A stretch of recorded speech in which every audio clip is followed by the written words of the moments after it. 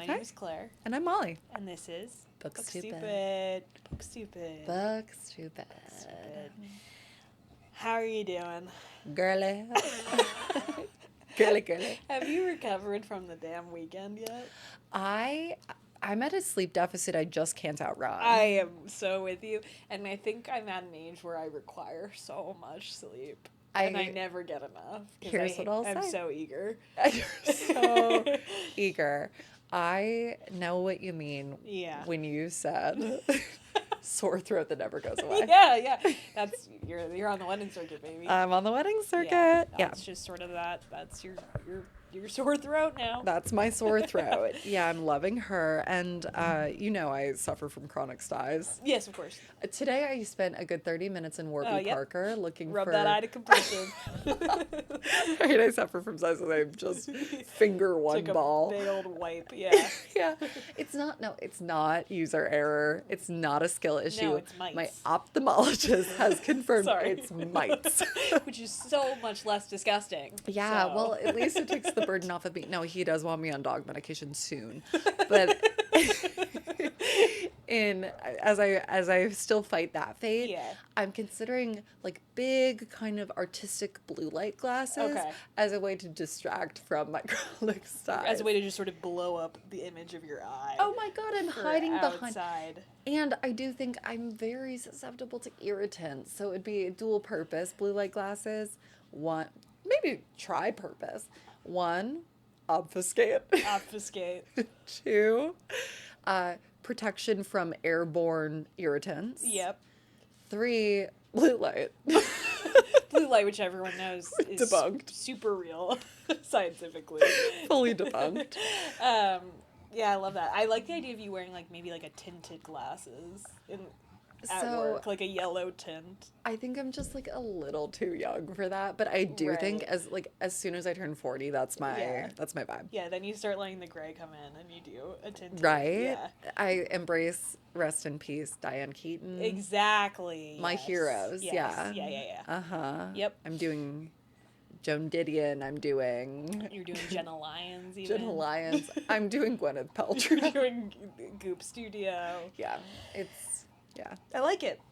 And end of you. How are you? End of me. I'm similarly... And with your spirit? Also as well. I'm similarly just at a constant deficit. You have been burning the candle. I have no candle. I'm a wick. I'm like when you are turning the candle upside down and you're looking for anything, trying to get your finger all the way in there with your lighter. You're burning your hand. Exactly, and then there's soot on my hand. Soot. I'm that. So good. You don't look a day over half candle. Oh, thank you so much. Yeah. I am a triple wick that's down to its last legs. Yeah. But we finished. Well, so we went to a wedding this weekend. I finished the last of the circuit. The last of the circuit. Yeah. Until the band gets back together in the spring. Sure. When wedding season starts again. But we went to our dear friend Daniel's wedding this weekend. Old Dan Gerard. He did say that he listens to the podcast on 2x speed for his name.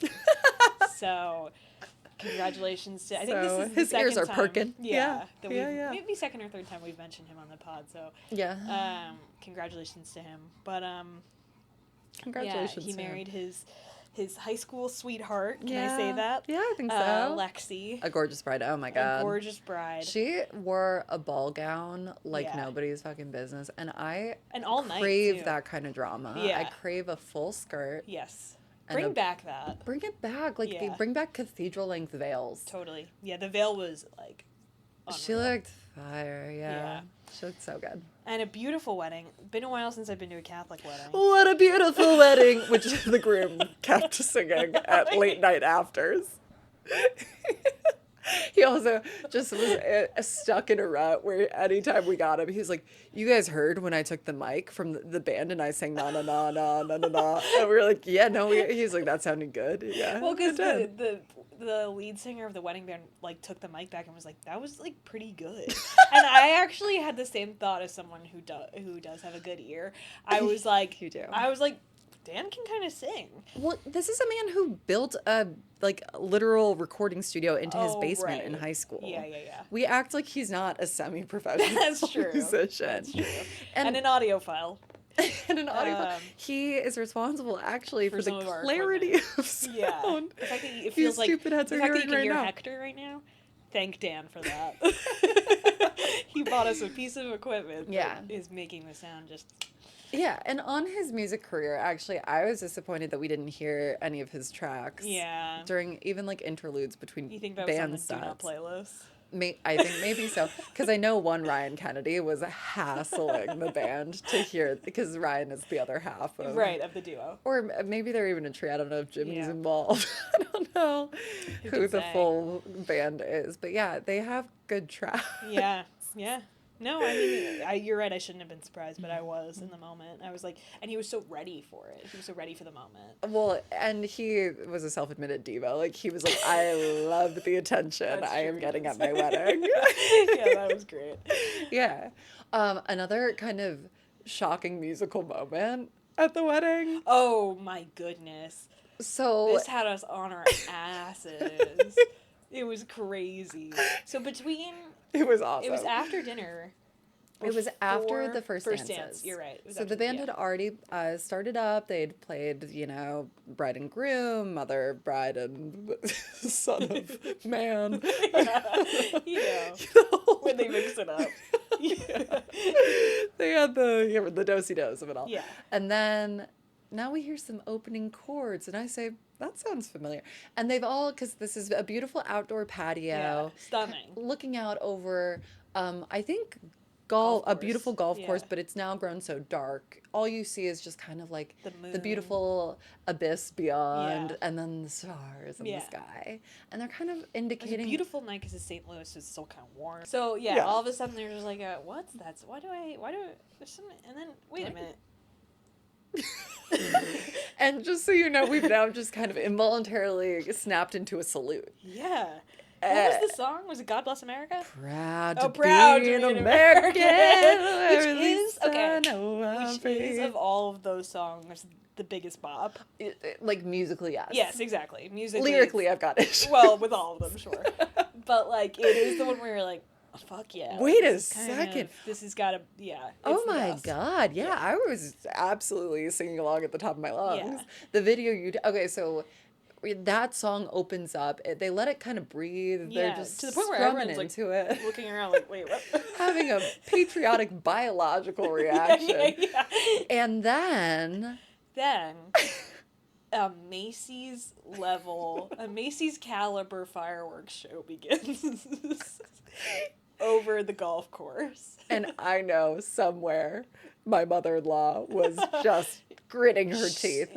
So pissed. It was That's her exactly dream what for she my wanted. wedding. Yeah. Tip to tail, it's what she would have. It was a 10-minute professional grade fireworks extravaganza. And I had just enough share of the open bar to be like a child, ah!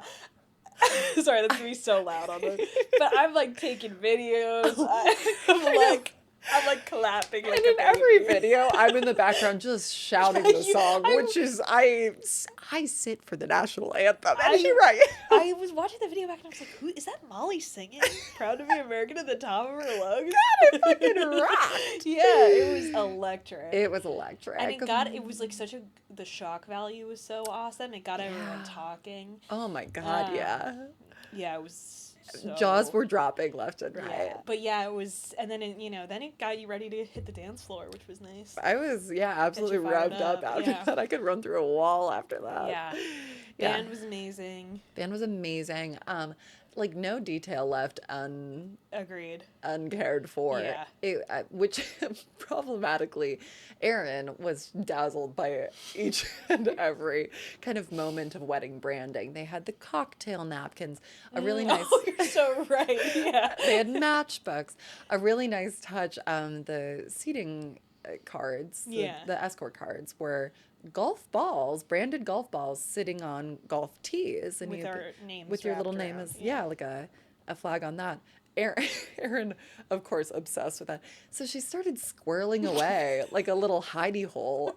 She kept calling it her squirrel nest. Her Yeah. squirrel nest of like all these branded materials for scrapbooking purposes, I assume. Probably. Because she's cute like that. She like Yeah. does nice. But then also she didn't bring like the proper size bag, so everything ended up in my bag, which also wasn't the proper size bag because it was a wedding. You were so generous. Yeah, I was with like, your... put it in my bag, it's fine. And so, as a kind of like the capstone on the wedding circuit, Yeah. 2025, Right. which has been absolutely slick ricked to death. To oblivion, yeah. Right. So your tiny little purse was carrying all of our lip ricks. Yeah, which Stupid you guys heads. remember, lip ricks or lip gloss. You'll know. Yeah. Yeah, it's slip your lick. Slick your lip rick. It's Slip. super easy to say. Slick your lip rick, and then your lip rick is your gloss. Is your gloss, of course. Your balm, what have you. So we were And then all... one girl usually gets stuck carrying all the lip ricks, which is what happened to me. And then you made a very funny joke. Well, no, it kind of all evolved where now the girl who carries the bag with all the lip ricks, that's your rick sack. It really had me on my ass when you said that. It was always, where's the rick sack? Yeah. Who's got the rick I mean, sack? I do, because it's me. You do, and then Yeah. not only so, it wasn't enough for Erin to build her squirrel nest of all her little findings. She had to. Your rucksack had like 3 golf balls. And my rucksack couldn't close. It couldn't close. 3 golf balls, all of our lip ricks, 2 packs of Zins. Yes. Did we go through all of them? Yeah. Yeah. No, we didn't because I still have some in my purse. True. My work bag, I just carry around now. Erin's concealer, all of our scents. Oh, yeah. Which, by the way, did nothing, so we had to use men's deodorant. And that was actually beautiful because Yeah. I think there was a ladies' locker room we just weren't aware of because there was a ladies' room right before it. And you just Oh, like and think, we I'll just go to the yeah. ladies' room. But the men were going to a men's locker room, which had fully all of stacked. the, beard oil, I assume. It's a crazy thing to just make up. But deodorant. So we did text a college friend Yeah. saying, smuggle out some deodorant for And us. that he did. We added that to our squirrel nest, Yeah, too. and that was huge, actually. Yeah. And then we just kept hitting it, like, and it was like, I actually think we smell enough like boys now. I think maybe, like, we're good. We were axed up. Yeah. It was like a middle school dance up in our armpits. Us 3 women just kept. Because, like, at one point we were like, one of us smells. And so then we were doing, like, the body spray. It was pure paranoia. None of us ever Purely. smelled. Yeah, it was totally, like, Yeah. yeah. But And then it became just sort of a ritual. Like, it was kind of like, let's go pop us in and spray some and axe. then we'll fully be 17-year-old boys. And it was kind of a perfect way to hit a wedding as 3 kind of stag women. It was really, you're teeing it up? Yeah, as 3 stag women.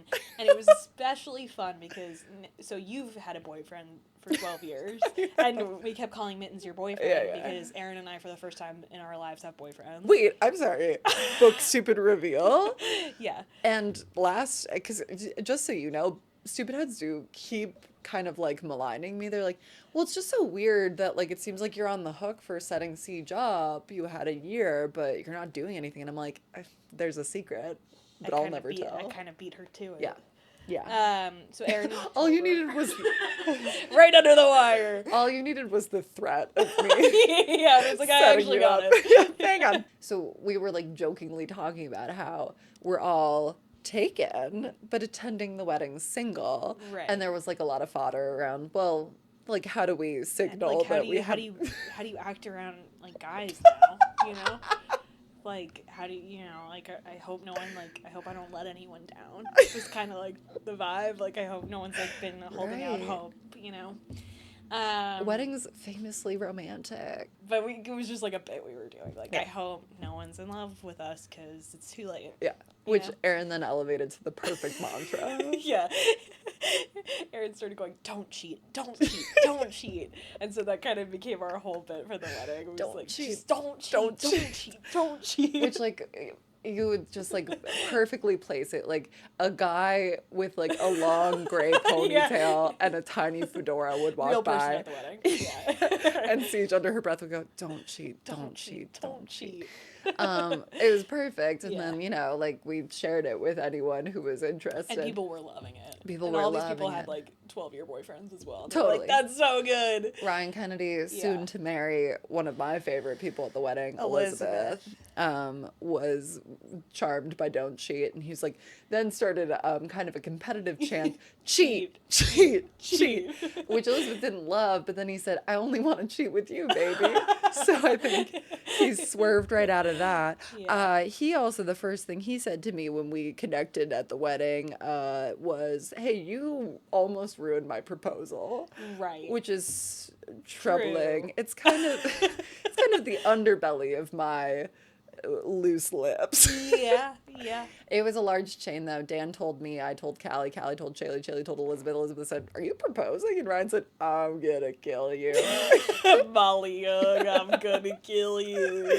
Yep. I do think, I said this to you the other day, like, I was like, you shouldn't have. But then I was like, you actually didn't do anything. And here, I'll say this. I think the offense becomes greater with each new link of the gossip chain. And you're very high up on that.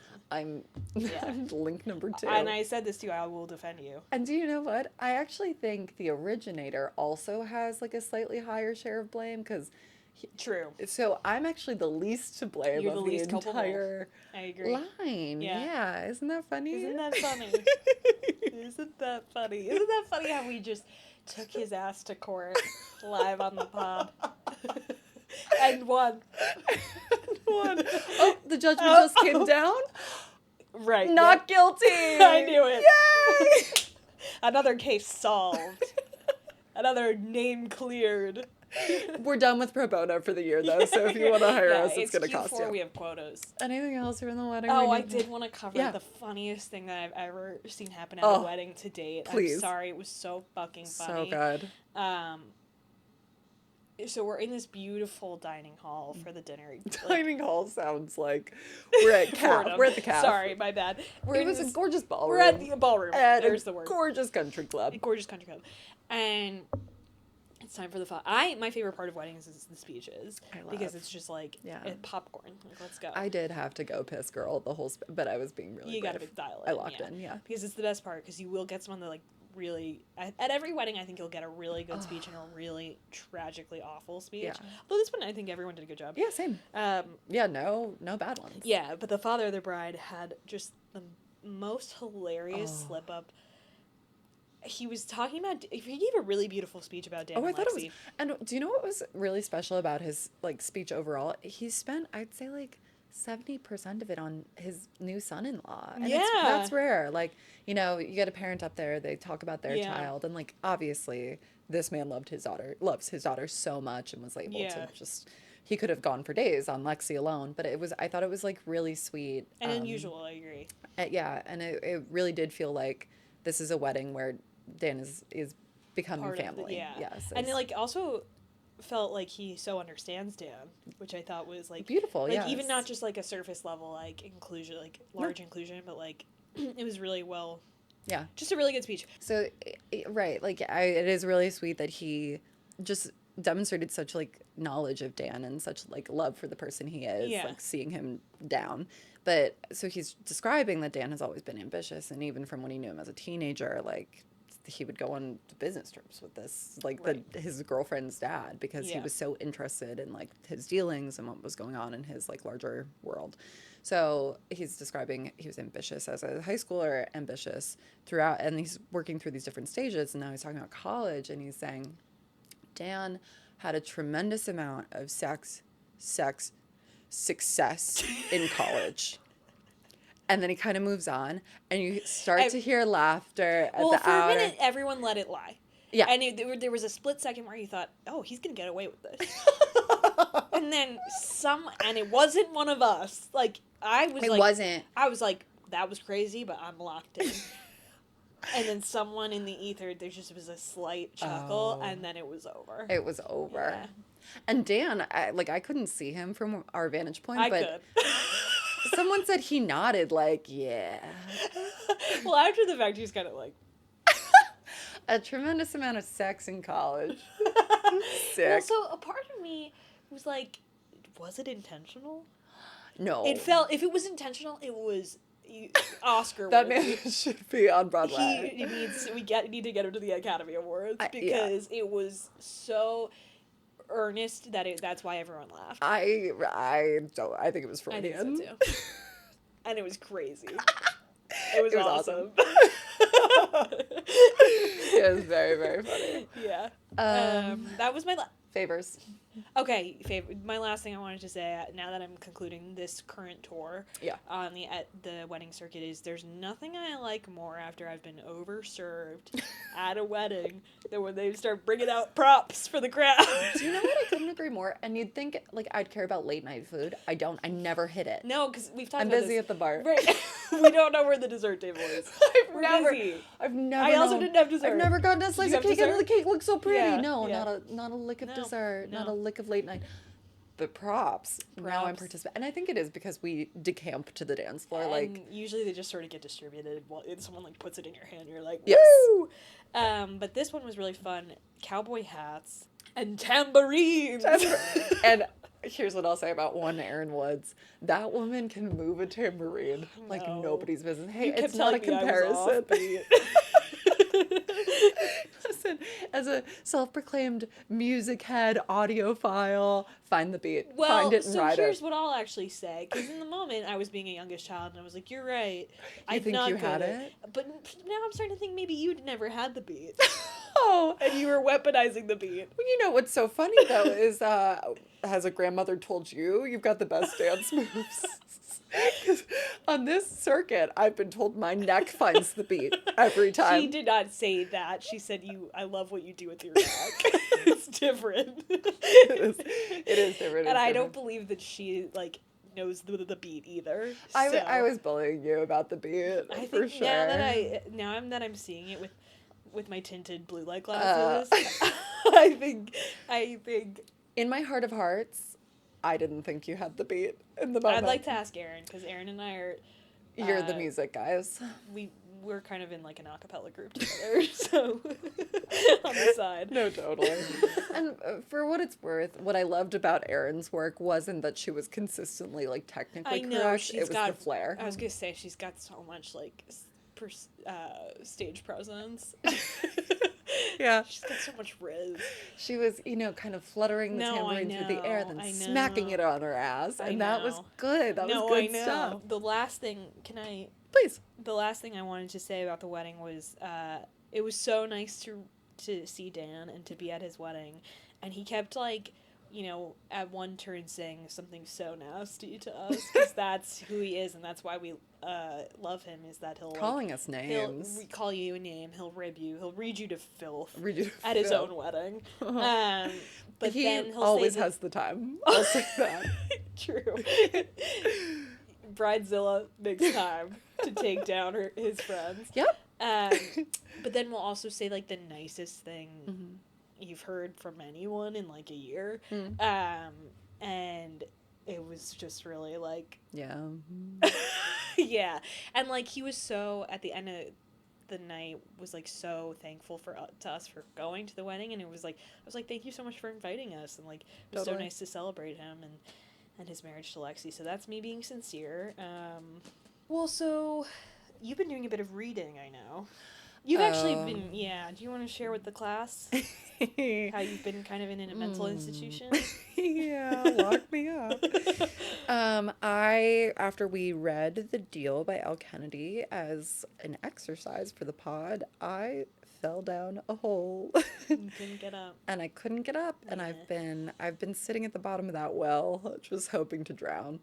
I read, so Elle Kennedy has multiple series, kind of set in the same universe. Series, correct? This is the Off Campus, which is her OG, and it's the one that's been optioned for a television show by Amazon. And wait, the series of books has been correct. You were sending me stuff about this as if I cared, and I kept having to be like, "Yeah, thanks, Mo." Yeah, no, I actually don't support you, because I think that this is crazy. I support you in the way that I support... I thought you supported women's wrongs. I do, yes. I do support it, but I don't understand it, even, like, a little bit. And I don't think you do either. I don't. But I want us to get to the bottom of it. It's like, it's the same dark itch that I need to scratch with like the Daily Mail Snap story or like picking up the National Enquirer in a grocery store line. Is that a Yeah. British publication? Yeah. In this scenario, When you're I'm in in London. London. I'm minding the gap. Um, but I don't know. I was just in this like abyss, and it's Well, all can I I had. read? I think this might shed some light on it. Okay. I obviously we use Goodreads. You use Goodreads. We use Goodreads. Barely. Goodreads is one ways I keep in touch with this old friend from. Actually, it's the only way we keep in touch. Sorry, my friend from college, Emily. She's not really on social. She's not on social media at all, except for Goodreads. She has excellent taste. Excellent taste, and she reads a lot of the same stuff we She's do. also brilliant. She's a real lawyer. I mean, like, so are we, but Yeah. she's like a real She's attorney. a real attorney. She's very, very smart. We only keep in touch over Goodreads these days, and we'll just comment on each other's stuff. And I rated. It's a beautiful friendship. It is great. I rated the deal 1 star, and it was a 1-word review, garbage.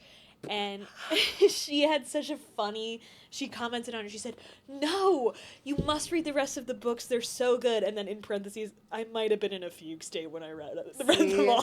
That makes me feel so much better. Yeah. I was in a fugue state, and I'm glad another smart woman I know. suffered the No, same it- psychosis. yeah. That's fine. It's fine. I'm trying to think of no. Sometimes you do just I think maybe this. I'm just trying to diagnose here. Like, it's maybe you find the universe interesting.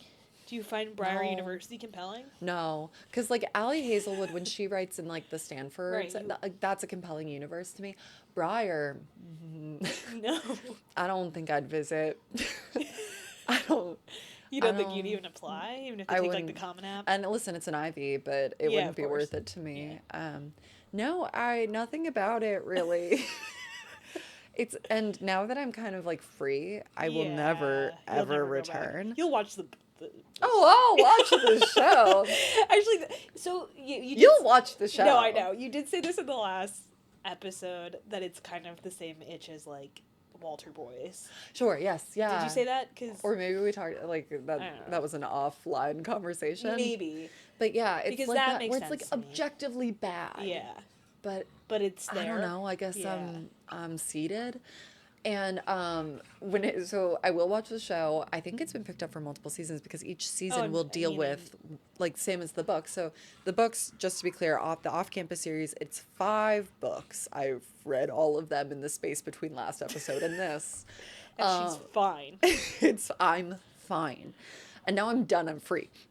But after reading the deal, so it goes through it's 4 hockey player roommates. They live together, and each book is respective to one of their love stories. And it just so happens they all fall into very serious relationships and on approximately the same timeline. The 5th book. Sorry. How interesting to me that, and this goes back to like, this woman centers men. Yeah. Like, why is this series focused on these 4 hockey players as opposed to like, I don't know. Well, I guess because it's a hockey romance. But sorry, that was my quick note. Yeah. Decenter men, Elle Kennedy. Yes, totally. I should also admit, in addition to reading the entire off-campus series, I did read another of her series, like the first book of another of her series. Maybe it's the Briar U series. No, it's the Next Gen series. It's about the child of the first couple in the off-campus series, Garrett You're reading and Hannah. like Barbie's daughter, Skipper. Is that her name? Skipper is not Barbie's daughter. It's like her cousin or her friend. Yes, she's a little younger, but it's not her daughter. Right, Barbie. I'm sorry, Barbie can't get pregnant. She doesn't have the equipment. An IUD. Barbie armored up with next one She on. famously doesn't have a vagina. True, Pushy. true, She's true. kind of pushy. She's kind of pushy. Okay. Yeah, okay, so I will say that one's better. And that series of the children generation it's centered on the women. Okay, all right. Who cares? Yeah. You don't think you'll pick up Next Gen again? No, I'm done. I'm fucking I'm done. clean. Yeah, I'm clean. Okay. Then, sorry, just to round out off campus, the 5th book is a novella where we get like a quarter of the book is dedicated to each of the couples we've now spent a book on. You know what I'm saying? It's novellas for each couple. I do get it. Yeah. No, I totally get it. No, yeah, it's It's actually a pretty easy concept. And here's the thing, Emily, sorry to puncture your Yeah. rose-colored retro, Yeah. but they're not better the more you read them. They're all equally bad. In fact, I believe I you. think the first one is actually maybe the best one. The deal? Are you kidding? The titular deal. Yeah. That's probably the... Brother, I gave that 1 star. Garrett and Hannah are my favorite of the couples. Whoa. Until their daughter. Okay, next gen. Yeah. Back in on next gen. Yeah. That's how they get you. And actually, I do think that one's better than any of the off-campus books. Don't say that to me, because now I am a little curious. Read... If That's you're what going to got read you one... hooked, wasn't it, too? The next gen Yes. one? Yeah. That's why I returned to off-campus. I was like, well, Yeah. maybe... It was a mistake. It just- If you're okay. going to read one more Elle Kennedy, read the not going the to. Graham Effect. Read the Graham Effect. I'm gonna pass. Yeah. So, the one thing beyond just like being clean that I want to talk about Yeah. related to the off-campus series is nothing. Well, Nothing. I'd love to help you stay above Clean. the water on this. Yeah, will you be my sponsor? I will. Okay. You did. Do you want to talk about how you got clean? Thank you. Yeah, I got sorry. clean by reading Problematic Summer Romance. Yes. Yeah. And Allie Hazelwood, obviously, which you've previously talked about on the pod. How many stars did you give that? I think 4. Obviously, it is really good. Oh, do I have my, yeah, I have my phone. And that really did kind of like, that's what got me clean. Because Yeah. reading good romance writing, I was like, oh, I don't have to live like this Yeah. anymore. I will also add to the discourse, you failed to mention that Allie Hazelwood studied at the Emily Henry School of Creating a Literary Universe Oh, I did forget to mention that, and yes. little Easter eggs. Yeah. Because in Problematic Summer Romance, we get a literal scene with Scarlett and Lucas. Oh my god, I totally did forget to mention from that. Deep End. I'm so sorry. How fun. Yeah. And then I assume there's also, I think the guy who offers her a lab position maybe in Sweden that she's now on the other side. I think he's also really? an Allie Hazelwood character from another book. Yes. Wow. Yeah. And of course, this is kind of the second in a series because the wedding that our protagonist is attending is Yes. her brother's, and he was the OG love book. interest Yeah. in a previous Allie Hazelwood book. Which that one I've heard of but haven't read. I forget what Mate, it's called. maybe? No, that's Mate? no, that's one of her. She does like supernatural romance too. What I like about her, she's I'm gonna read it. very prolific. She touches everything. Uh-huh. And does it well every time. Yeah, maybe we better not judge any. oh, wait! I got one more thing to say about off campus. Okay. In sharing the Amazon TV series Yeah. plans with you, I went to the Wikipedia for all of the original Amazon Prime programming that they've purchased so far. Good call. And it codifies each of their investments, like, you know, what's the genre? And off-campus series, it's categorized as young adult. Young adult. As it should be. It's smut. Yeah, you're right about that. You are right about that, but like it's not For adults. it's not for adults. I mean, like Allie Hazelwood is for adults. Okay. Allie Hazelwood is for adults. And Elle Kennedy is But for teens? I think see if my like high schooler brought Elle Kennedy home, I'd be like, girl, no. Or I'd be like, girl. See, I wow. actually think an unbaked brain, a brain that's not done scrambling, Yeah. shouldn't read Elle Kennedy. I'm with you. So it's for adults because it's dangerous to anyone younger. Oh, Esquire, you've trapped me in a logical corner. Good game, partner. I'm not giving up She's yet. not shaking my The paw. judge has not. The jury has not come down with a decision yet. The jury's You're not still ready to settle? They're deliberating. Okay. Yeah, no, that's actually a good point. But wouldn't you say, counterpoint, that, well, I'm not sure I'd want my high schooler to read anything super graphic. Yeah. I don't think I did as a high schooler. I didn't either, and I do think that that's probably... For the and I don't need to best. be, like, puritanical, No, you're right. but I just kind of think, like... I don't know, actually. No, I think you're right. I think it's so much more ubiquitous now that it's going to be harder to keep Yeah. a high schooler's paws off it. Right, because I think, like, an entry, or a gateway drug for a lot of... I think, like, maybe Elle Kennedy is one, but, like, Colleen Hoover clearly is, like... Oh, and I don't know why she got into, like, the young people, but she did. She did? Yeah. Good.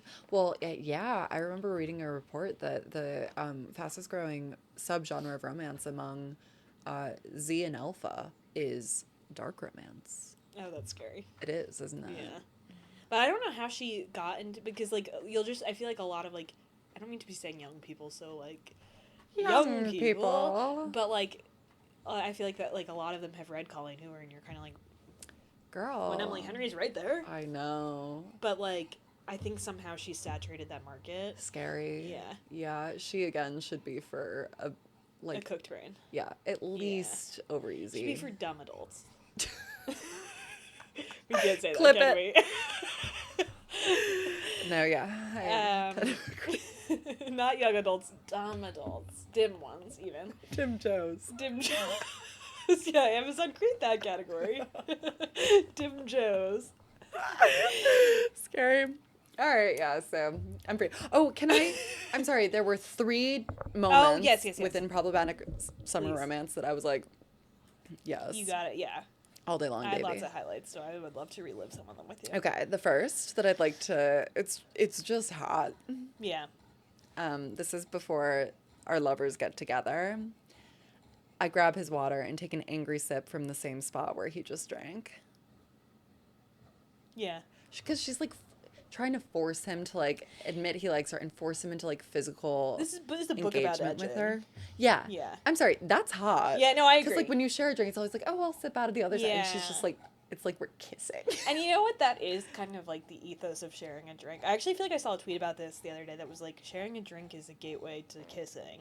And like, we should just That admit line, that. I mean, you could get mono yeah. from it, so. Okay, the next.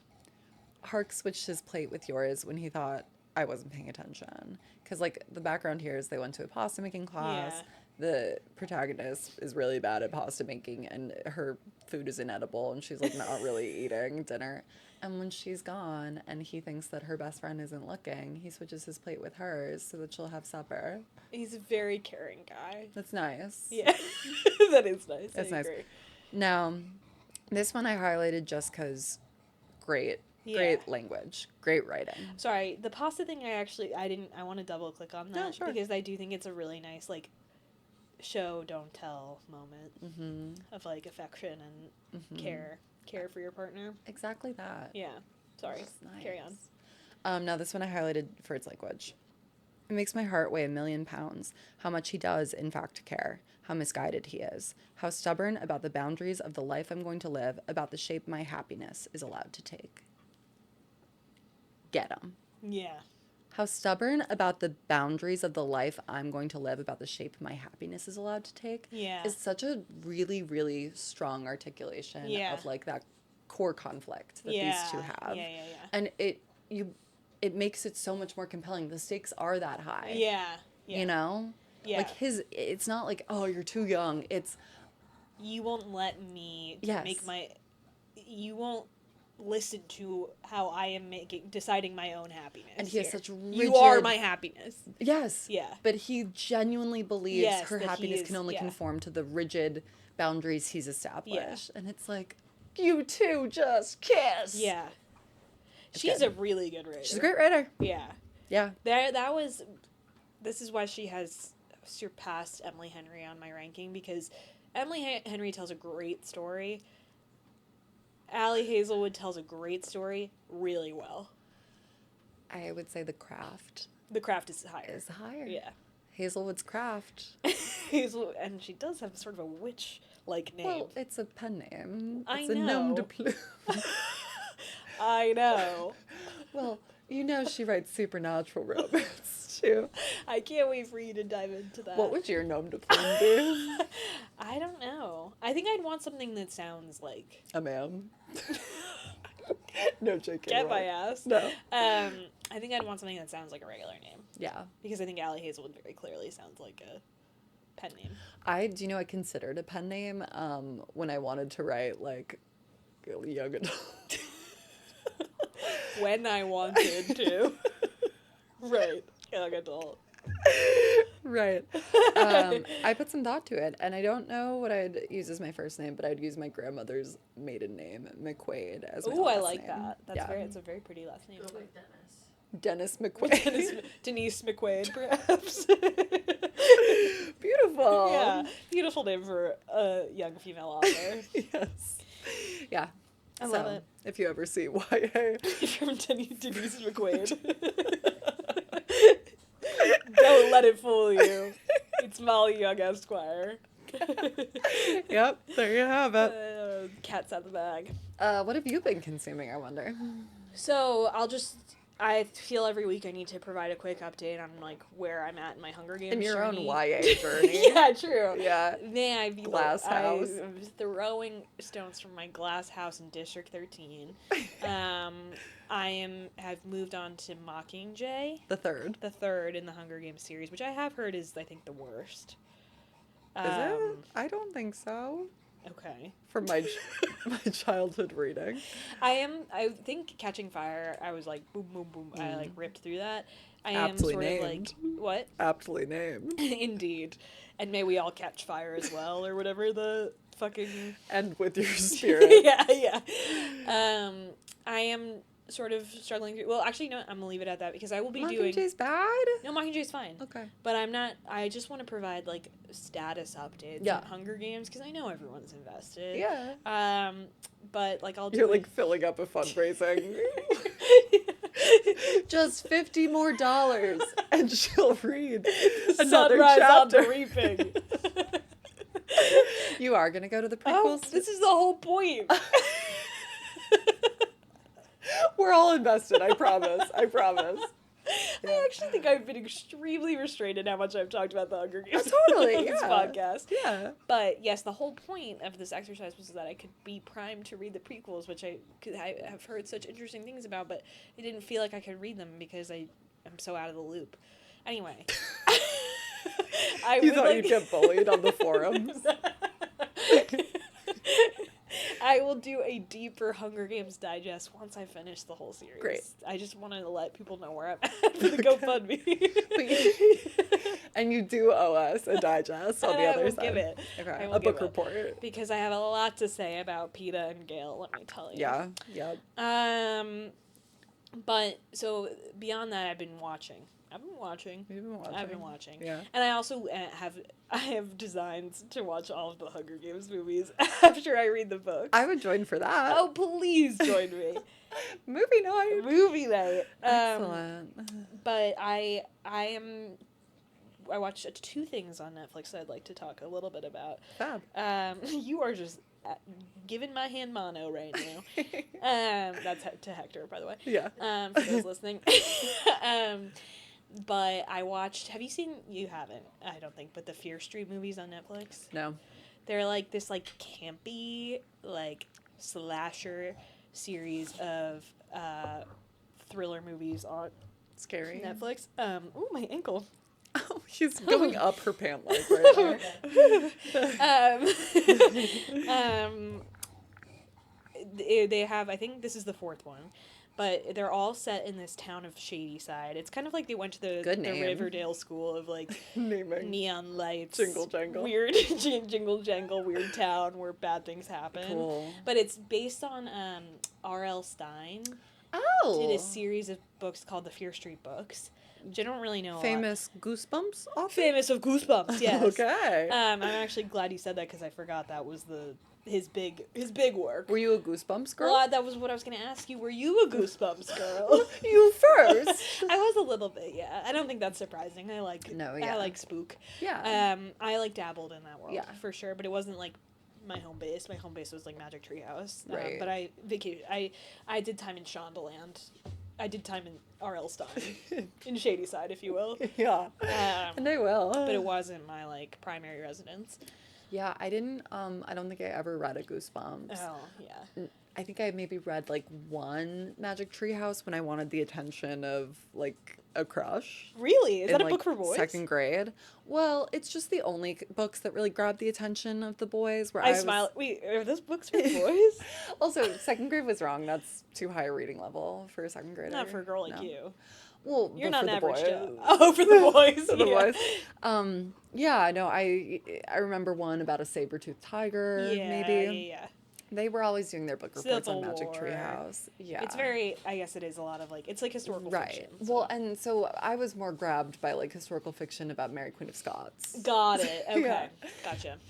So it never really reached me. I would say the creepiest book I read, child's book, Bunnicula.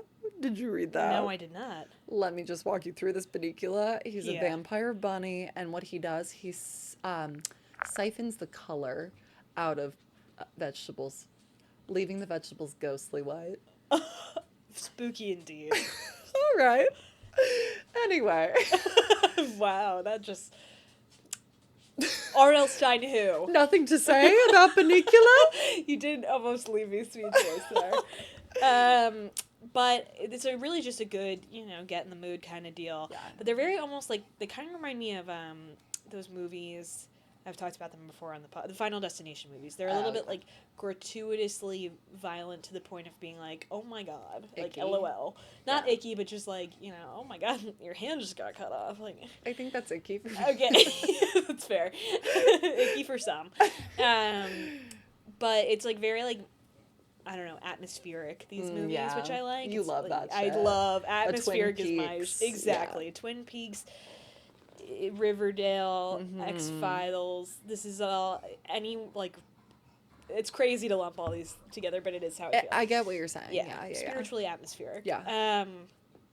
So anyway, but the premise of this movie is, like, it's a prom night, and this girl is, like, from a cursed family in this cursed town, and she's running for prom queen. Didn't know you could run for prom queen. Like campaign? She, like... She put her hand up? Yeah, everyone else is nominated, and she's like, I'm running.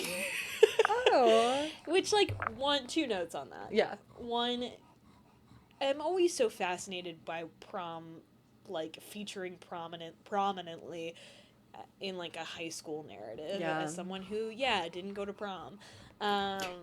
But also just especially, like, I think it's supposed to take place in the 80s, but, like, it feels like in the 80s it was very, It was like, a bigger deal. prom is, like, Yeah. and then also this idea of, I don't even know if we had prom queens at our high school, did we? Yeah. We did just not. that idea is also very interesting. Antiquated. And then a third one, the idea of running for prom queen, hilarious. Hilarious. But then all the prom queen nominees start getting murdered throughout prom night. Two things two interesting people in the movie that I wanted to tell you about. Please. The dad from the philandering dad from Sweet Magnolias. Perfect. Plays the dad of the evil prom queen nominee. Yes. And then Cam Cameron.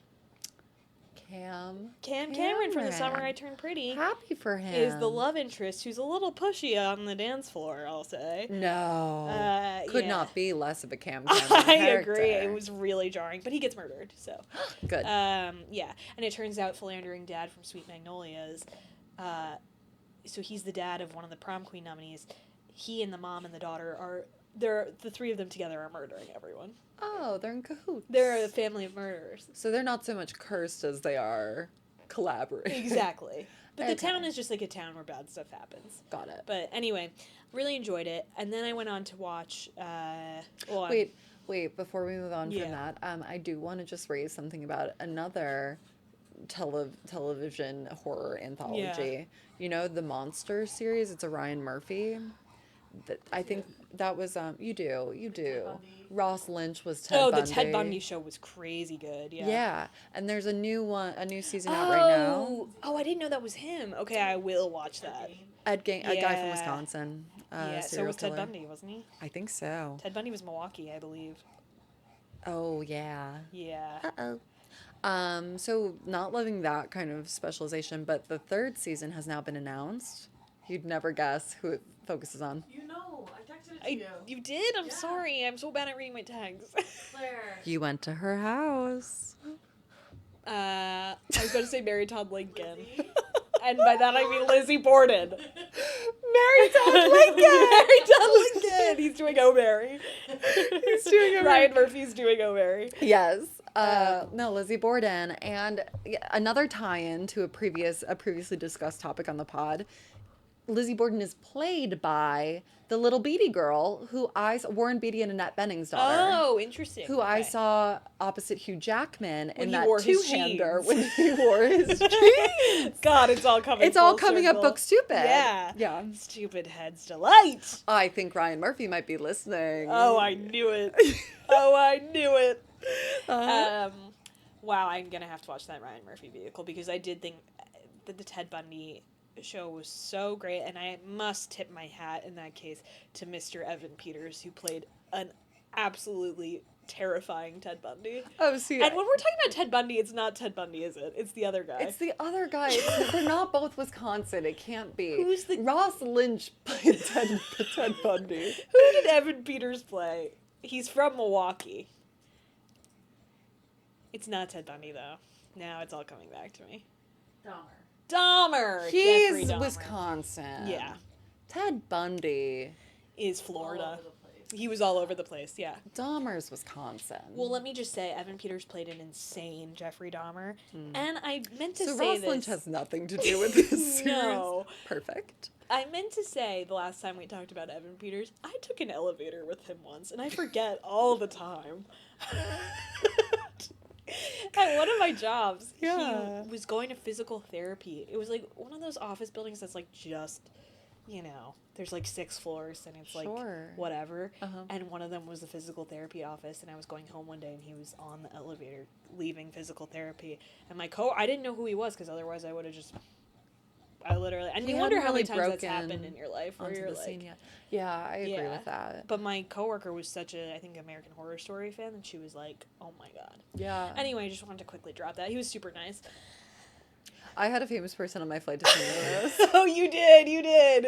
I already forgot his name though. Yeah, me too. That's- But it happened. That's a mystery for you. Yeah. Okay, sorry. Now you're next. What? Right. So what else? now I'm watching a show Wet on your Netflix whistle. that's also in like a similar, I would say, not atmospheric the way that Fear Street is, but it's a thriller series. Also about teenagers. Nice. 2 teenage girls. Both. You know I like that. Both things were about like centered around like a teenage girl friendship, which I thought was interesting. fucking love a Yeah. teenage girl show. Exactly, and they both kind of had the ethos of like teenage friendships are very formative and actually super And powerful. important. Yeah. Yes. And like Sometimes even supernaturally powerful. Sometimes. sometimes, The and then teens maybe are one falls fairies. in love. Yeah.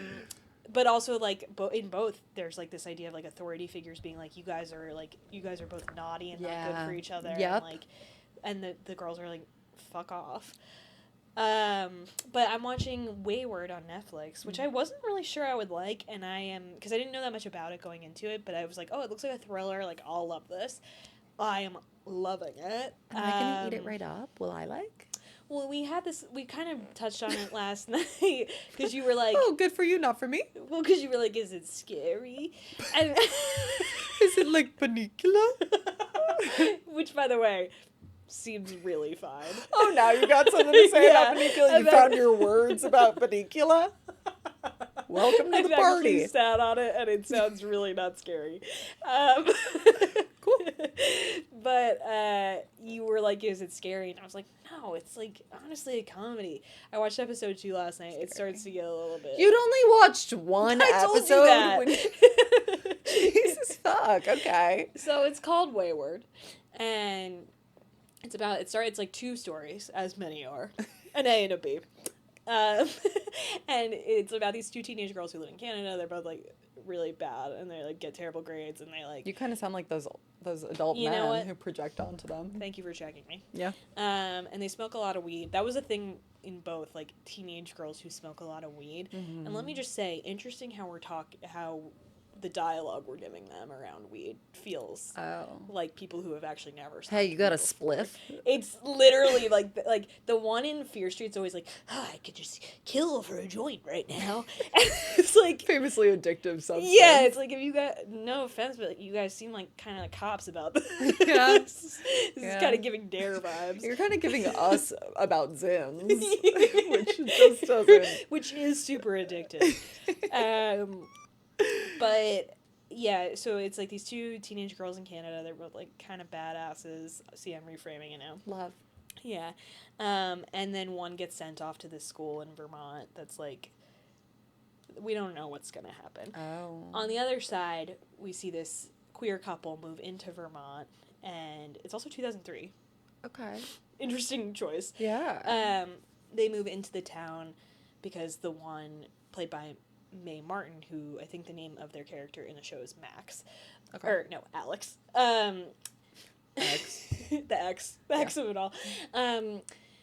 They get a job as a cop in the town, and this couple moves in, and the wife... Alex's wife in the couple is pregnant, and also was a student at this school in Vermont. Okay. So the town is centered around the school. It's a very, like... And the school is, But like... the school is not the camp that the girl It gets is, sent sorry. to. I'm doing a horrible The job fuck? of explaining that. Okay. Because the school is also, like... Everyone's like, what's going on with the school? But then the town really, like, rallies around the school. It's like, no, we love the school. Okay. But it's like, we also don't really know what goes on at the school. And then so we see it from the perspective of this teenage girl on the other side going into the school, and it's very clearly like a cult. Cool. Run by Toni Collette. Amazing. Yeah, and then so then we're like, it's all about like it's a mystery of like what is actually going on at the school, and then also like, will we get this girl out of the school? The friend, when I'm really doing a tough job of explaining this. But when the friends get broken up and one gets sent to the Vermont school, the other one is trying to get her out. So it's that story versus like... And ostensibly, May, as a police officer, will have some hand. You are really helping me here. Thank you. Yeah. So Mae Martin is like... Have you seen it? No! Mae Martin is a comedian. They play the cop. Yeah. I may have said that already. You should. Cool. How would I have known? Great point. They kind of come into this town and are like, what the fuck? So that's where you get the mystery kind of unraveling. Okay. They are like, I don't get this. Okay. Meanwhile, their partner is like, no, I love it. Like, I went to this school, is from this community. Okay, the wife went I to am the school. doing I such forgot a about good- that. No, you did say that. Did I really? Yes. Okay. And That's intriguing. so yeah, there's that tension, and then also the wife is getting kind of pulled back into that Yeah. universe because Toni Collette is like kind of digging her claws back alum. in. Exactly. Yeah. And she's pregnant, so she's like going through all this stuff about like motherhood, of course. Of course. But it was just, I'm really enjoying it, one. And two, Mae Martin, what an incredible writer and performer. Really like Mae Martin. Yeah. I watched their show that came out like 5 years ago, Feel Good. It's like a romantic comedy. You loved it. I remember you describing that in detail to me much better than you just did Yeah. at the time. Yeah. And you loved it. I had like an obsessive episode about it because it was so good. It was like almost had that like Fleabag quality to it, where it was like Ooh. only 2 seasons, just like really Perfect funny, television. really well done. Also because it's about a stand-up comic who like falls in love and like whatever. Yeah. But should I watch that? Should I return to you that? should watch it, yeah. Okay. I actually think you'd really like it. And it's like you can take it. It's like British. There's like 6 episodes. British, isn't it? They really can't do more than 6 episodes over there. What? Like, You know, where 'cause is you- May from? Interesting. Why are they Canada. always... Okay. But then I think moved to London to do stand-up. I'm not actually sure. Okay. But had like a really troubled youth. Oh, I didn't Addict know that. as well. Oh. So a lot of Bummer. Feel Good is like about that too. Okay. But I think it does like such a good job of like telling the story of a stand-up. Yeah. Which I really like. And then also there's like, because I didn't realize when I was watching this show that it was written by Mae Martin and directed and starring. Yeah. But I should have, because there were a couple lines that were like, the one girl who gets sent off to the camp, like her parents like are like, we don't get her. And they're like, what does she want to do when she grows up? And the mom's like, she's mentioned stand-up. And the friends just go, so sorry. So it's just really funny. You That's should funny. watch it. I love it. Well, maybe not because it's a little spooky, but you should watch Feel Good. Okay. We were saying last night, you were saying like May's scripted projects are just so Yes. good. Yeah. And I really only know them from the podcast with Tig Notaro and Fortune Star, and then also like a bit of their stand up. But Yeah, I really think the scripted stuff is really good. Yeah. So, highly recommend. I'm still making my way through that, but hell yeah. Excellent. Yeah, I'd love and to that's- join you there if you'll have me. come on. Not for babies. You go read Panicula. What is? Say it again. Panicula. Panicula. It's Okay. like Dracula but bunny. Yeah. Banicula. got it. Panicula. Banicula. Okay. Yeah. I was hearing many things. I keep saying it differently every time I say it Yeah, too. you do. So- It's not just me. So this week we took a little field trip. Uh-huh. We're moving into the writing portion of the episode. Keep up. Yeah, God. This week we did a little field trip. We went to the Ripped Bodice. My first visit. Mine as well. It was our first time. Yeah. Our first time. Popped our Ripped Bodice cherry. Ugh, ripped our hated bodices off. Okay, sorry. It's fine. We went for an event. Yeah. It was a session with a panel.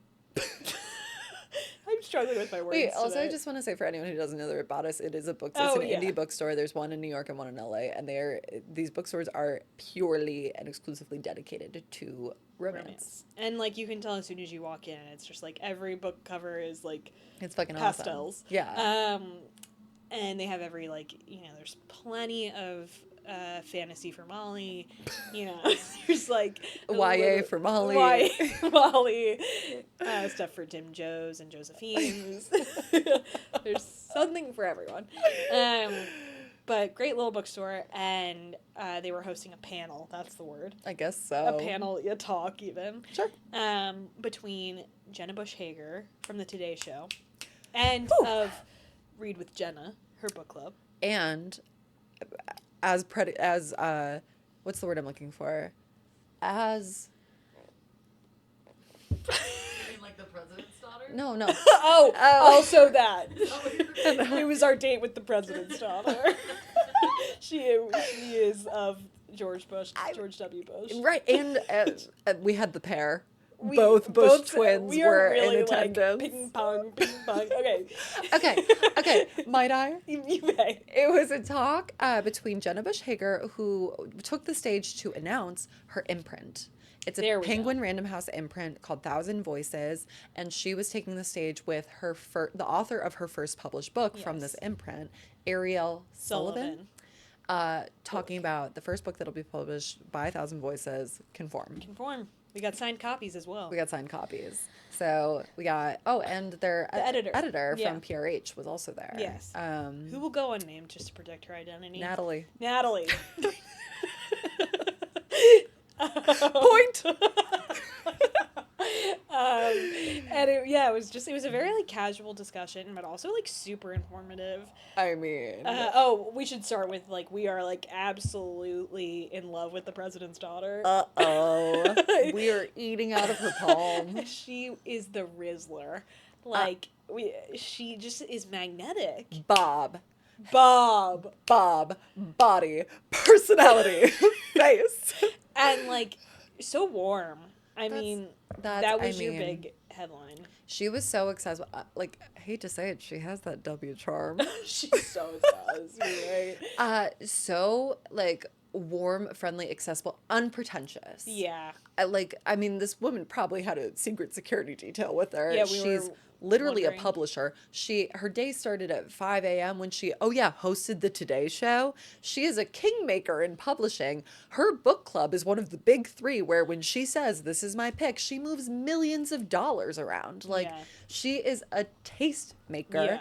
And here she is now like stepping in and becoming a publisher herself. The woman's a boss, but she could not have been more like open and warm, and like my favorite attribute of hers, which was on display the entire time, the entire night, she just kept shining the light on other women. She's a consummate host. Oh my God. Like, seriously. Her coworkers from the Today Show who had made it from that morning, she's calling them out by name. She's tearing up as she She thanks cried like them 5 for- times.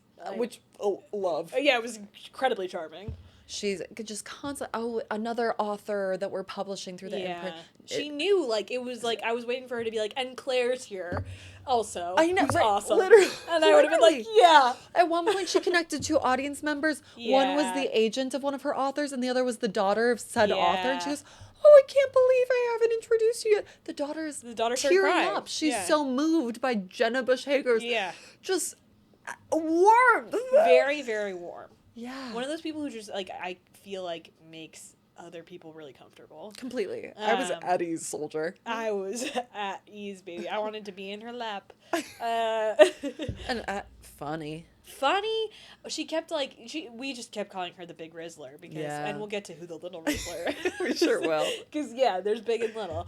But she was just like, she kept grabbing the mic out of the author's hand, but not in a way that was like annoying. It was always to grab it to be like, and also this person is awesome. Yeah. Or she just undersold how great she is. Let me Right, just build on yeah. that. Like, and it was so fun. It's how you would like treat your best friend. Exactly. Like, hey, we are Exactly. Yes. so Yeah. amazing. Yeah, honestly, she went to the Molly Young School of Oh, shut up. like charm and delight. She went to the fuck out school of Bob. She did. beautiful. Oh, she's serving. Her Bob is Her gorgeous. Bob is crazy good. But yeah, it was really interesting. And it was like mostly about a little bit about the imprint, how she came to find this author. They like their kids are friends. Yeah.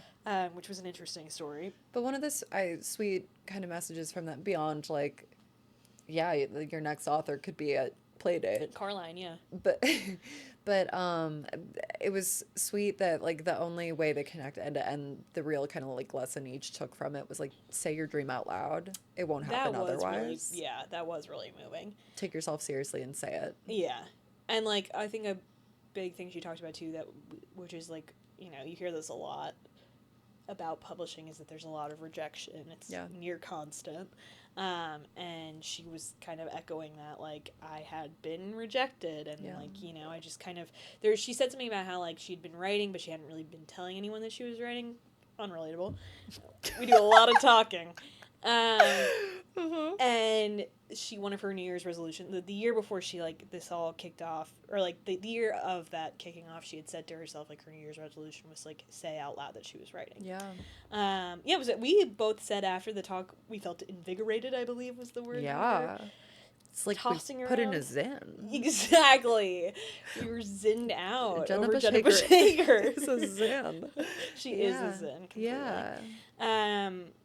But yeah, what were some of the things you found interesting? I did find that she had queried without editing. That was very interesting. So basically she finished her first draft and then started like the querying process, so to just like send it out to publishers without really like giving it another look, which was interesting. And she said she'd finished her first draft, but like the querying, I think like typically it varies by publisher or agent, it sounds like, but you'd like submit 5 pages or 10 pages, whatever they were asking for. Where I was like, oh, yeah, it can be as short as like 5 pages. And then I guess like you do want more meat for if and when they come back saying, right, you want to have I think you want to have a finished manuscript, right, before you... I think ideally, unless you got something really compelling that you think would like be enough to get them interested enough to go on the journey with you. Right.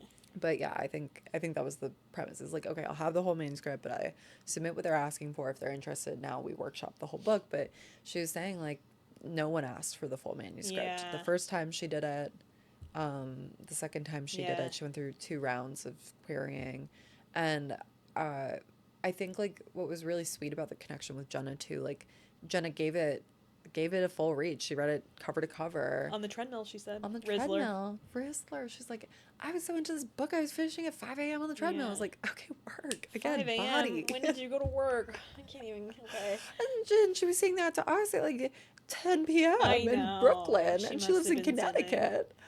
I mean, yeah. She's a human zen. So she doesn't need it. Yeah. But no, it did sound like, so Jenna was like, oh, the promise was so clear. I thought like the character and the story, like there was so much promise there. She sent it to her and like she does it she just kept spotlighting her team, but like it does sound like she's got such a an efficient like kind of publishing apparatus around her. She has a point person on her team. She goes, "Oh, you love dystopian romance. Yeah. Here, it's in your inbox today." She gets back to Jenna like a day later, being like, "Love it." But Jenna did say like this trusted like subgenre expert came back and said, "Yes, you're right. There is something here. Yes, this needs an edit." Yeah. And so then Jenna also said, and when she was speaking about like the imprint and how she went about like figuring the right publisher to work with and even choosing books to publish, she was like, editing was so core to that decision. Like Natalie, the third on the panel, was the editor from PRH. Like she had edited at least 2 of Jenna's picks for her book club. And it's kind of like we heard on the other McNally Jackson panel, where it's like, pay attention to who's working on the projects that you really love. Because, like, that's why Jenna ultimately went with Penguin Random House. Yeah. And it's, I think, a large reason she bet on the book that did have to go through some editing cycles. Also, one thing I loved about the Big Rizzler is, like, you can tell how much she loves books and loves reading. Yeah. Like, she was so, like, nerdy about it. Yes. Which is why we are very interested in working with her. Fuck yeah. So, yeah. By direct comparison, I'm not going to have it on the tip of my tongue. What is the one publisher who does all the same book covers? It's romance. Oh, 831. We've talked previously about 831, the like publishing house. It's romance specific, but they do all the same covers. And like there, I think it's really clear there's like a point of view. Like the reason they're doing the same color, the reason they're carving out an identifiable brand for the publishing house, not just the book or the author, is because like they're like, we have an investment thesis for our publishing house. It's romance. It's this kind of romance. And it's like, it's what's getting them on the taste matrix. What's the fucking thing? Yeah, but it's also kind of like almost a clinical, like more venture capital type approach to publishing. I agree. It's very David's protein bar slightly. Yes. I don't know if we should say that. But no, like I kind of think, but I think there's merit to that approach. I'm thinking of this because there's another, I'm not going to find it, but there's another publisher coming out of the UK right now who they have published like 3 Pulitzer Prize winners now. And it's a really small, lean house that was founded within the decade, but like they've had such success in the books they've chosen because like their whole thing similarly is like, we have a point of view, we are making investments, and when we make an investment in an author, like I think their commitment is like, we will publish anything this author wants to write. Wow. But so which is awesome. They keep it really targeted. Yeah. And I will like overlay the publisher name or whatever, but they similarly, all of their fiction is white and all of their nonfiction is blue, and they all get the same cover treatment. So it's like when you look at it in a library. Yeah, you know. But it is like, it's an investment thesis. Yeah. It's like a...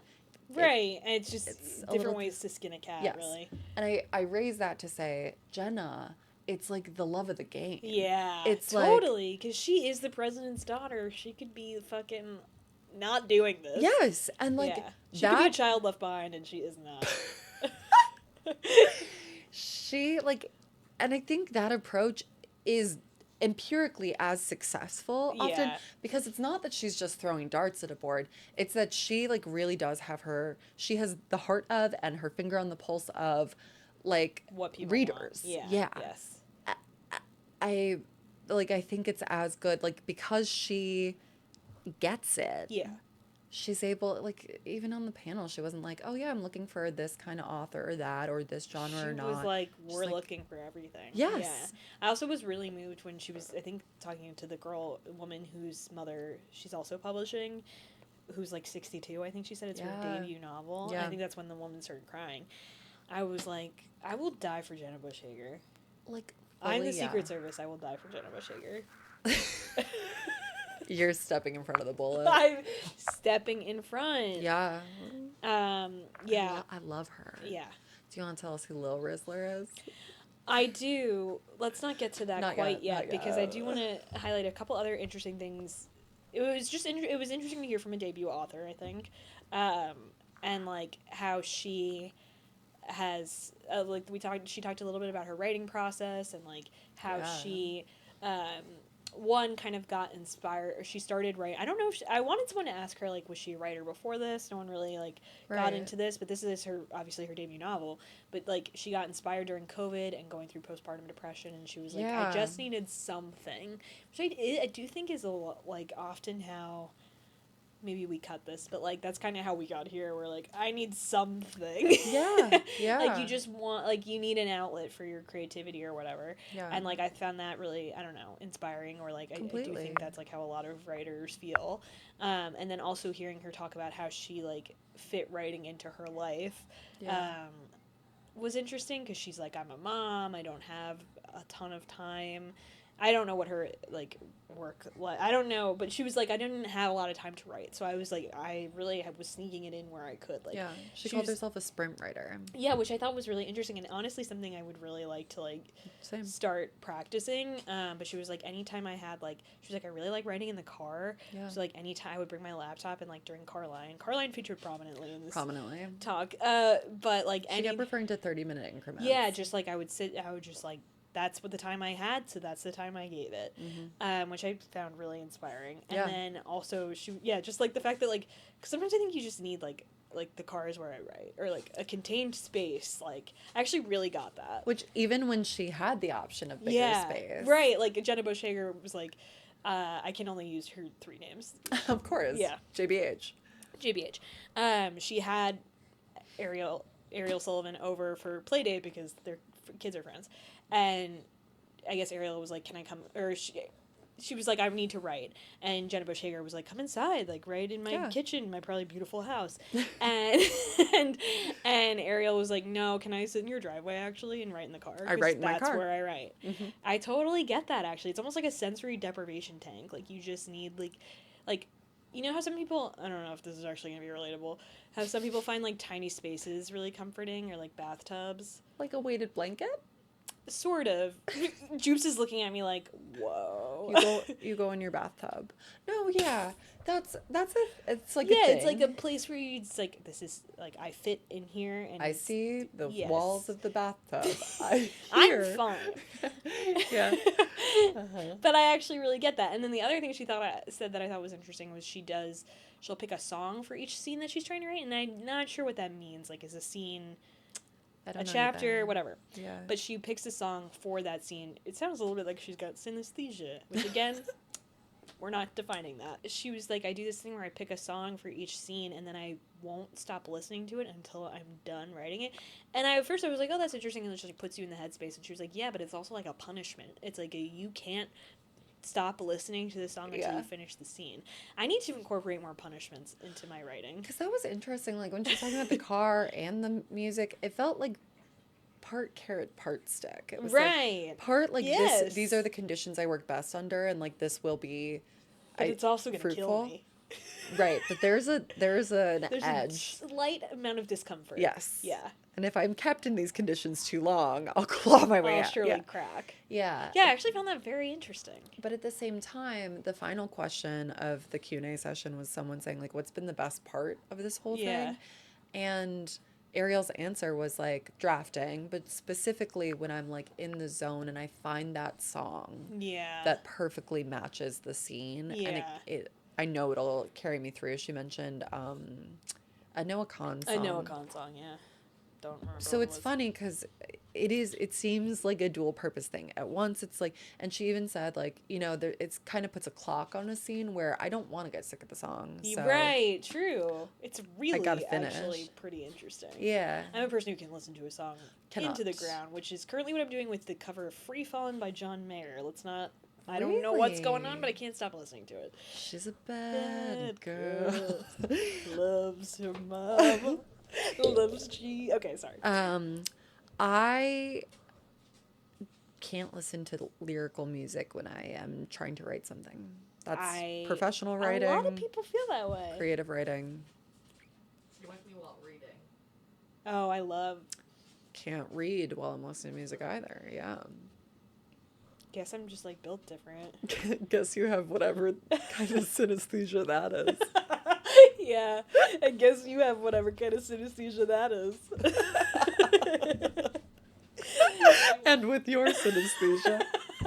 And also with your synesthesia.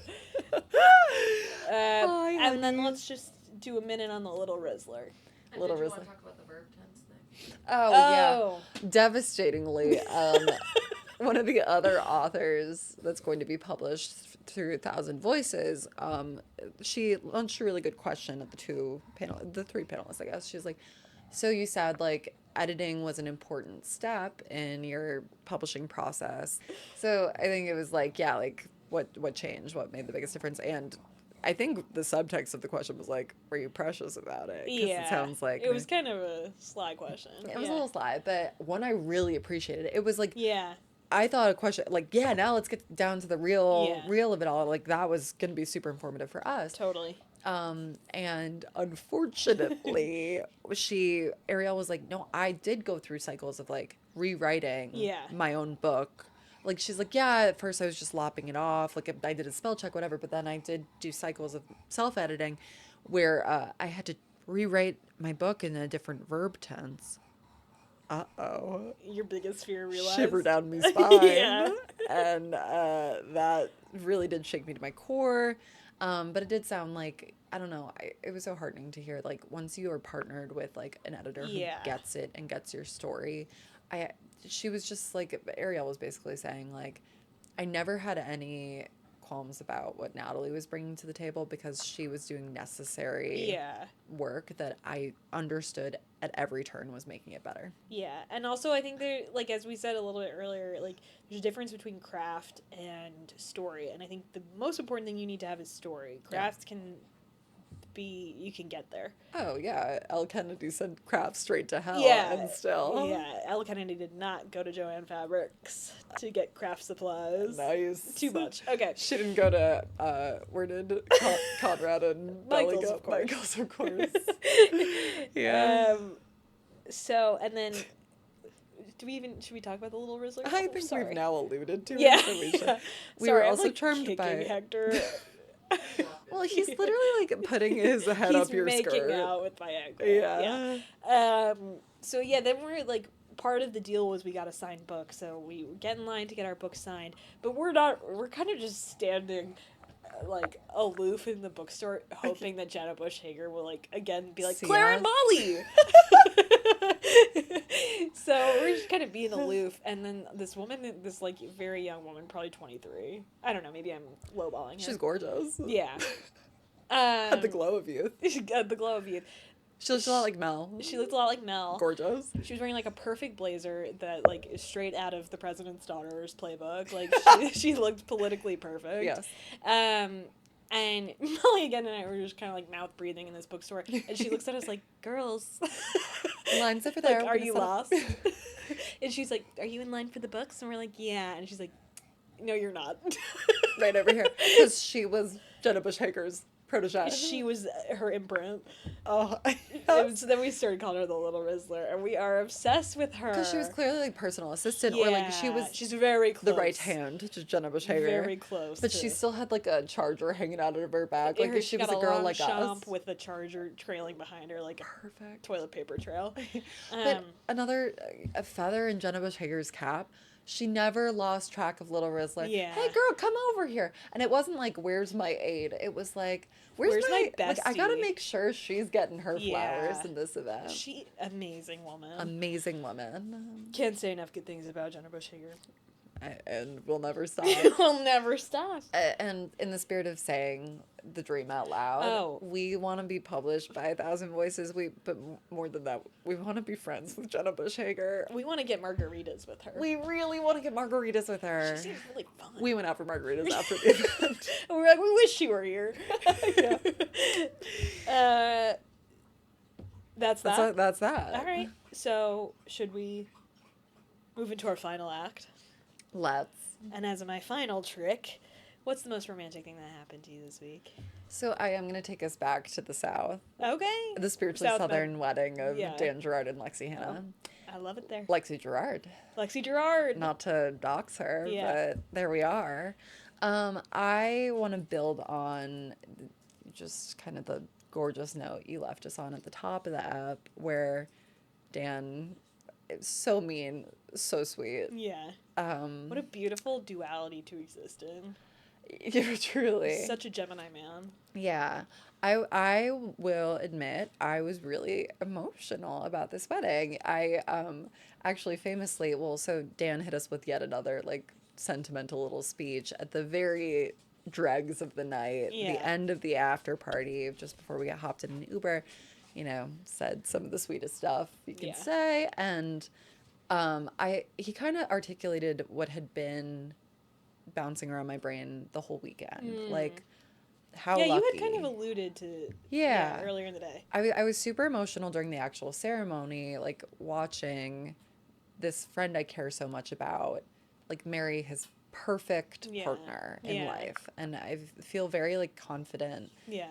that this wonderful person he chose, Lexi, counters him in all the important ways, like is substantial and can counter this like force of nature that is Dan Gerard. Again, Yeah. he had tremendous Tremendous amount amounts of of sex and success in college, but she can go toe to toe with him, but at the same time also like cares so deeply for this person who's often like has trouble caring for himself. You and me both, Dan. But like I know that Yeah. like he is in this like really, he's building Yes. a really strong and beautiful family with Yes. Lexi, and like their partnership I just found super romantic, yes, but also like heartening. I'm just like so glad that this person I care so much about will be so well cared for. Yeah. And then I felt very like emo about time. Yeah. The passage of time. Yeah. 'Cause You and him both. Yeah, I mean this And is... then you guys both made me emo about it. I was like, fuck. Sorry. But like this is a really close friend whom I don't see very often. Yeah. I don't even really talk to very often. Like I'm so glad when I get to, but it's a few times a year Yeah. that we actually see each other. And so then you like go to this major milestone life event, and it is just like so nice to be there for him and to be there for you, I guess. Does Yeah, that make likewise. sense? Yeah. I think No, also like I no, meant, no, like, no. for self. Yes. And I think something he said that really stuck with me was like, it feels like just yesterday, and you kind of said this too, like it feels like just yesterday we were hanging out in this like shithole house Yeah. in college, like being like really stupid. And I think it's awesome 12, however many years it's been since then, to see the ways in which like you're still the same, we're all still the same people, like, but also like better versions of ourselves. Yeah. And like are making these really big life choices that are like good. Yes. And like right. And it's special to grow in that right direction and Yeah. still love each other and still be there for each other. Yeah. It's special. I think it's actually more totally impactful to be like, yeah, I don't know. 10 years ago we were like literally shitheads. Yeah. Or whatever. Again, I don't know how old I am. Yeah. But like, and now everyone's kind of like, I don't know. It was moving. I agree. Yeah. So I did get emo about it at the end of the night because Dan gave a similar speech. He gave voice to like some of the stuff that I had been feeling, and you, me, and Aaron get into an Uber. I'm in the front seat, so no one can see my face, but I do start to You did cry a bit. Yeah. And then I turned around and said, "I'm crying," because no one could see, so I had to announce it. And Aaron goes, "Why?" Because I think Dan's speech might have kind of gone over her. She was not busy really with a side clocked in. project. Yeah. Yeah. But she goes, "Why?" I was like, "The Benson Boone song on the radio." And she goes, "No." But no, and obviously I dried up my waterworks quickly because it was happy tears. It was God, like I'm so grateful. It was very moving. Oh yeah. Joops, let me do destruction. Oh my god, look at how he snail trailed my hand. Gross. Yeah, it was like, he, honestly, I might cut this, but he really threw me off guard with like, Dan just like, he's like creepy. I don't think you should cut it. Yeah, he'll love that. He'll be like, my name, creepy. I had a lot of sex. Just like he sees us in a way I find it just is like disarming. But it's mutual. And no, so for sure. That's like real and precious friendship, and I'm glad to have it a decade later. Yeah. It's crazy. Anyway, I love that. Now, might I return the question? Serves coming your way. Oh.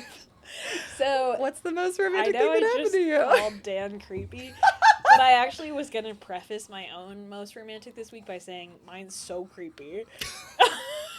Perfect. I'm a creep for Yeah. this one. I'm actually like worried that you're gonna be so creeped out by me. Excellent. But mine is I literally thought of it while we were at dinner last night, and I like made a little squirrel nest in my brain, and then I was like, wait, this is so creepy, but You I'm put going a to golf say it ball anyway. in your Yeah. rucksack.